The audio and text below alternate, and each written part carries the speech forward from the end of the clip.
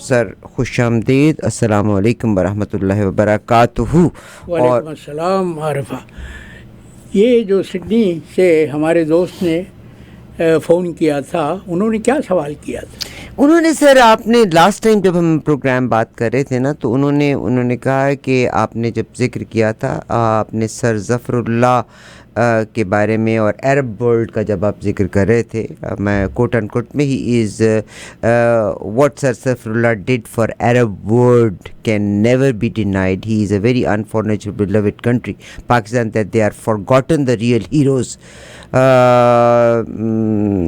یہ اس کے بارے میں انہوں نے بات کی ہے. عارفہ، مجھے یاد ہے، اور میں کتنے ہی پروگراموں میں سر ظفر اللہ خان کی اس تقریر کا حوالہ دے چکا ہوں جو انہوں نے اقوام متحدہ میں کی تھی فلسطینیوں کی حمایت میں، اور وہ طویل تقریر تھی، کئی گھنٹے پر وہ مشتمل تھی، اور اقوام متحدہ کی تاریخ میں آج تک کسی مندوب نے اس سے لمبی تقریر نہیں کی اور اس سے زیادہ مدلل تقریر بھی نہیں کی. فلسطینیوں کی حمایت میں سر ظفر اللہ خان کا جو کنٹریبیوشن ہے، میں اس کا قائل ہوں، اور میں بار بار کتنے ہی پروگراموں میں اس کا ذکر بھی کر چکا ہوں. تو یہ کہنا کہ میں نے سر ظفر اللہ خان کے ساتھ بددیانتی کی یا نہیں، خدا نخواستہ انہوں نے ایسا کوئی لفظ استعمال نہیں کیا، خدمات کا کوئی تذکرہ نہیں کیا، یہ غلط ہے، یہ غلط تاثر ہے. ٹھیک سر، بہت شکریہ. سر آج کی صورتحال میں کہ پاکستان میں عمران خان صاحب کے اوپر، میں ویسے سچی بات ہے، میں I more concern for Canada and around the world. بلنگ کا میرا دل کرتا ہے آپ ہی کے توسط سے ہم بلنگ کو کور کریں، کہ ہم اسکولوں کالجوں کی جو بلنگ کی بات ہوتی ہے، پاکستان میں بھی یہ بلنگ ہے، بالکل ہے، امیر غریب کی بلنگ کرتا ہے. ہم بلنگ کا جب ذکر کرتے ہیں اور یہ بیماری اوپر سے نیچے کی طرف آ رہی ہے، یعنی ہمارے لیڈرز میں اگر یہ ہے تو آگے ینگ جنریشن میں بھی کرپشن ہمیشہ اوپر سے نیچے آتا ہے. صحیح. کرپشن کوئی زمین میں نہیں اگتا، وہ ہمیشہ اوپر سے آتا ہے.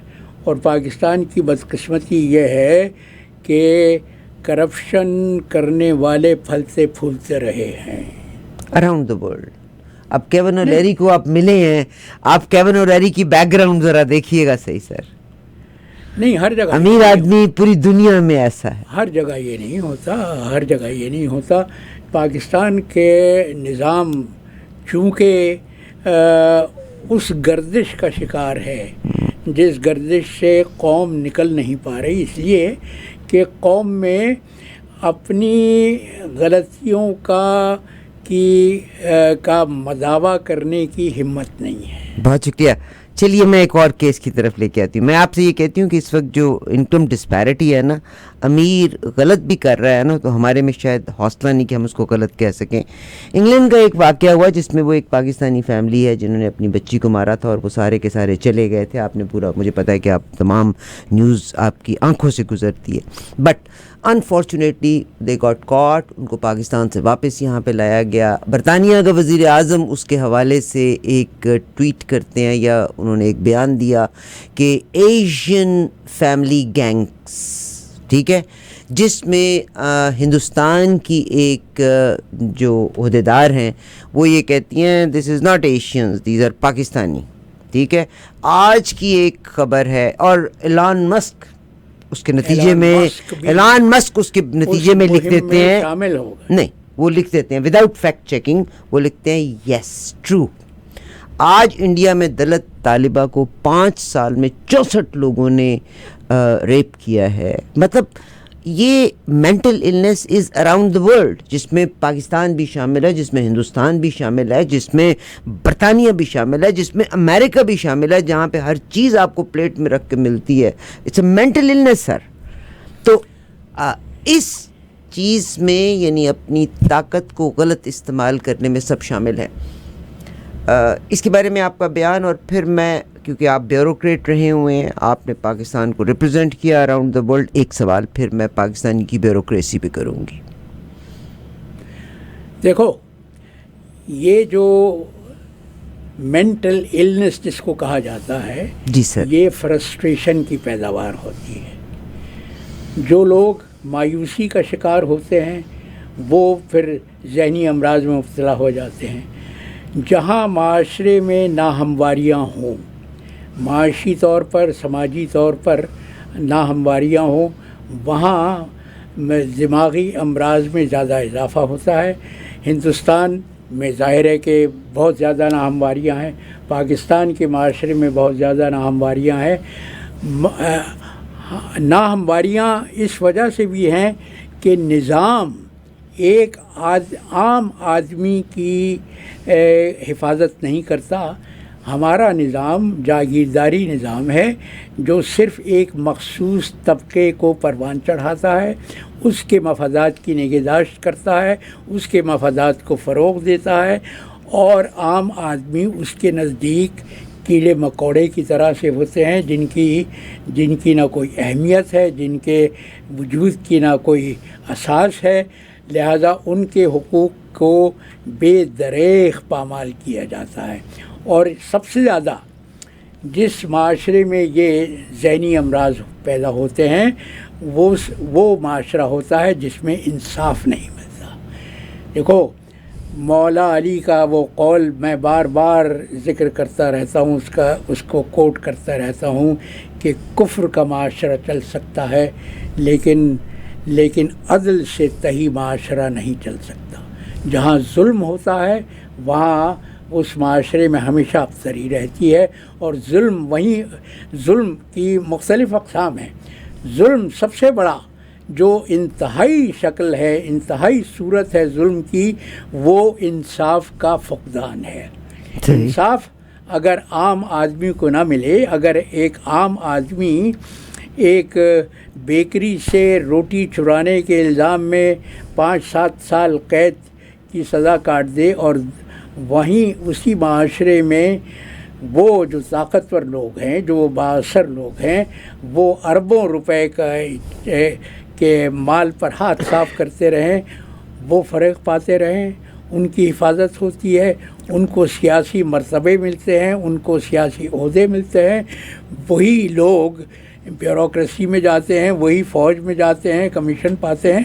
تو ایسے معاشرے میں فرسٹریشن اپنی انتہا کو پہنچ جاتی ہے، اور جہاں فرسٹریشن ہوتی ہے وہاں دماغی امراض ہوتے ہیں. بہت شکریہ سر آپ کا. اور یہ انٹرنیشنلی مگر ہم سیلف ڈینائل میں ہیں، ہم تیسری دنیا کے ممالک میں لوگ سیلف ڈینائل میں ہیں. This is been recognised in foreign countries. نہیں، ہم اپنی غلطیوں سے کو ایک تو قبول نہیں کرتے، دوسری اپنی غلطیوں کو بار بار دہراتے رہتے ہیں. وہ جو ایک عقل مند انسان نے کہا تھا کہ جو قوم اپنے ماضی کو یاد نہیں رکھتی، جو اپنی غلطیوں کا ادراک نہیں رکھتی، وہ انہی غلطیوں کو بار بار دہراتی رہتی ہے. اور یہی اس کی بہترین یا بدترین مثال پاکستانی معاشرہ.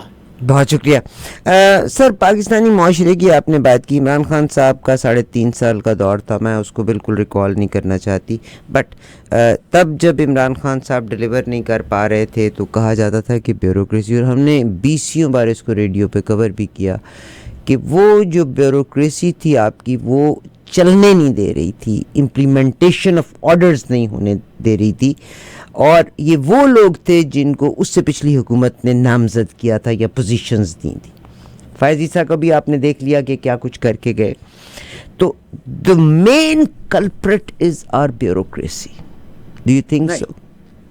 مین کلپریٹ نہیں ہے، مین کلپریٹ کوئی اور ہیں.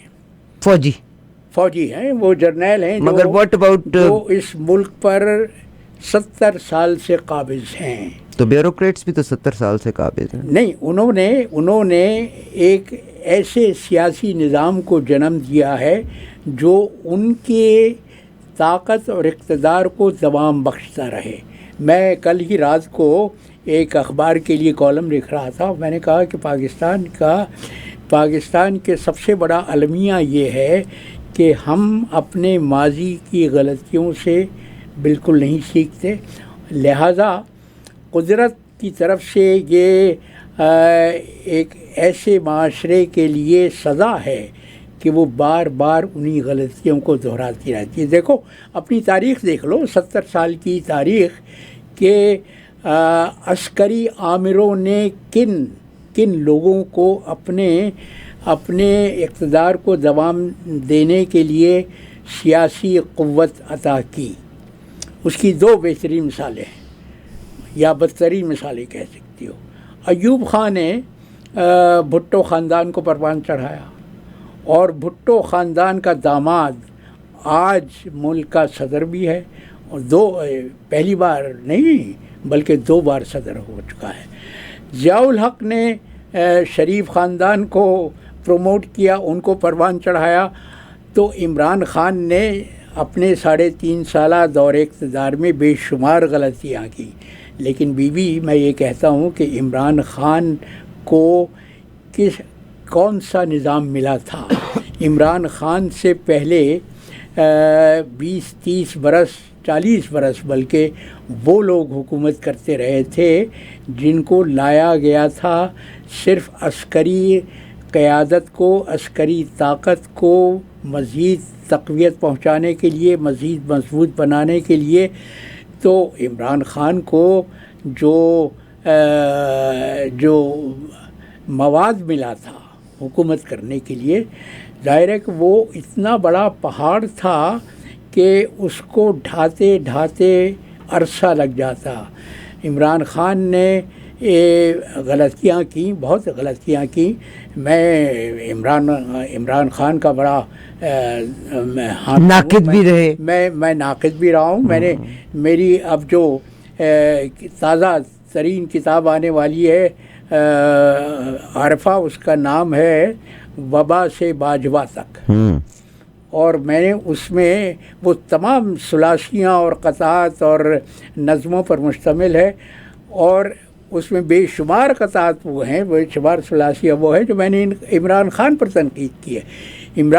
عمران خان نے غلطیاں کی، لیکن اس کو جو نظام ملا تھا وہ میں کہتا ہوں کہ وہ اتنا کرپشن آلودہ تھا. مگر وہ آپ اس جگہ کا آپ نے جواب نہیں دیا کہ عمران خان کو بیوروکریسی نے بالکل سپورٹ نہیں کیا.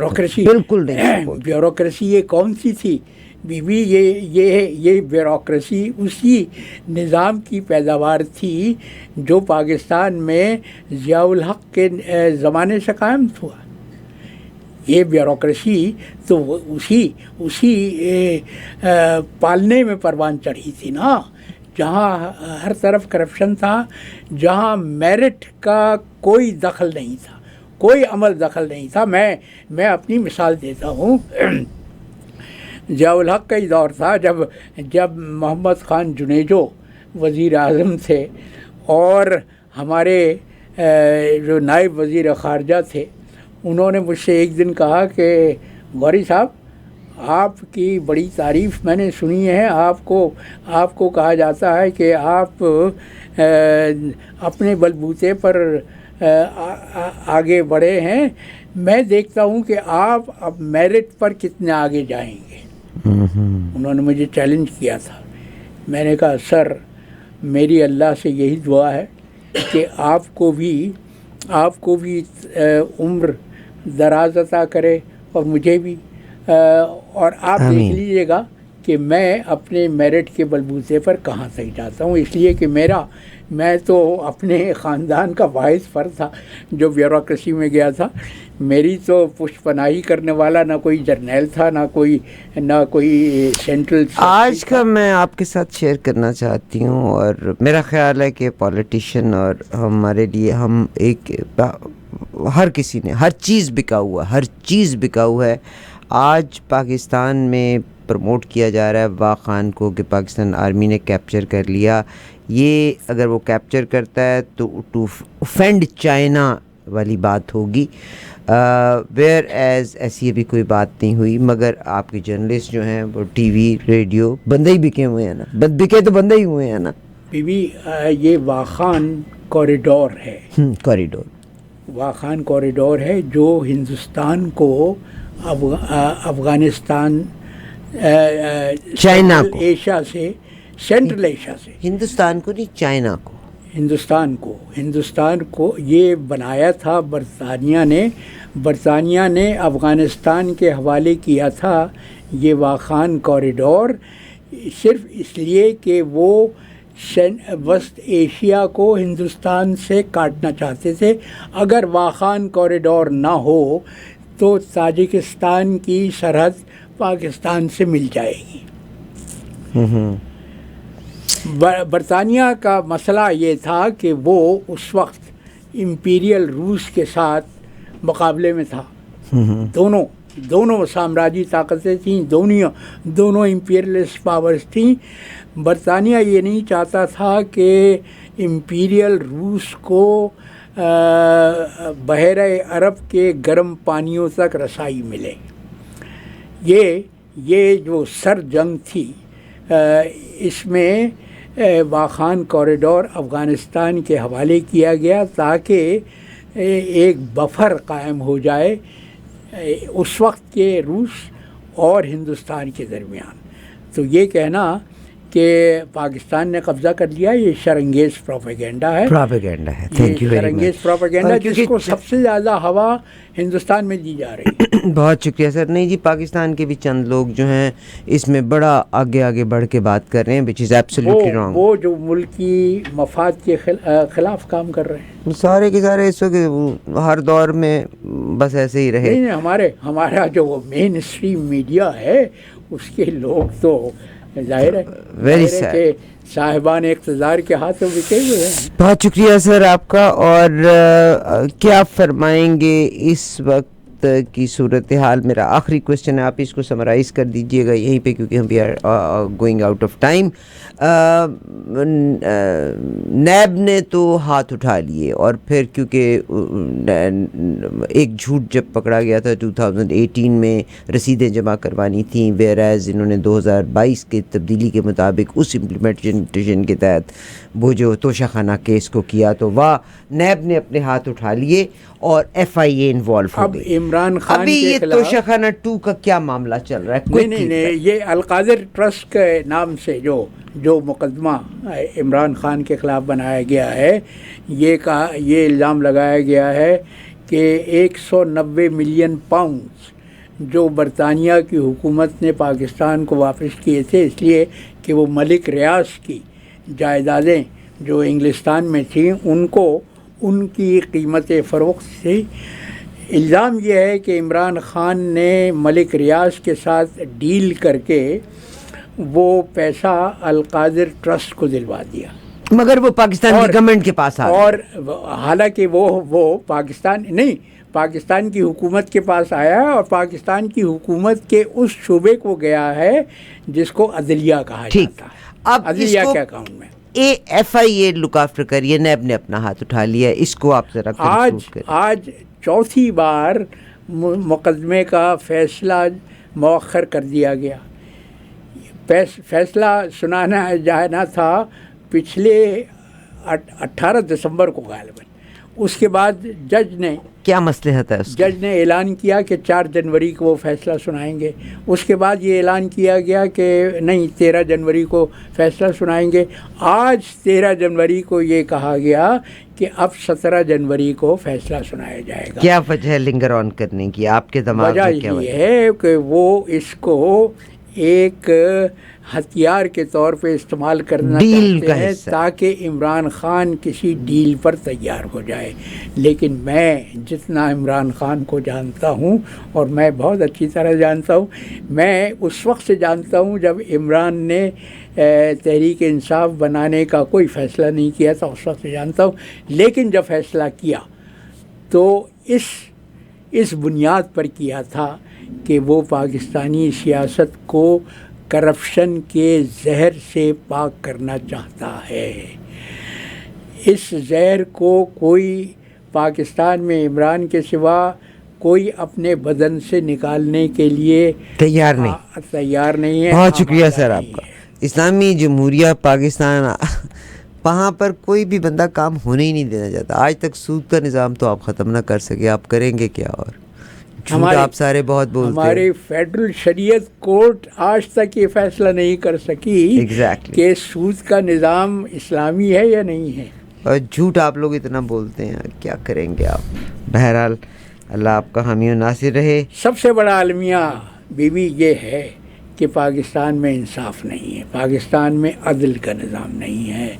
اور وہ میرے مولا نے جو کہا تھا وہ آج پاکستان میں جتنا سچ ہوتا نظر آ رہا ہے اس سے پہلے شاید کبھی نہیں تھا. بہت شکریہ.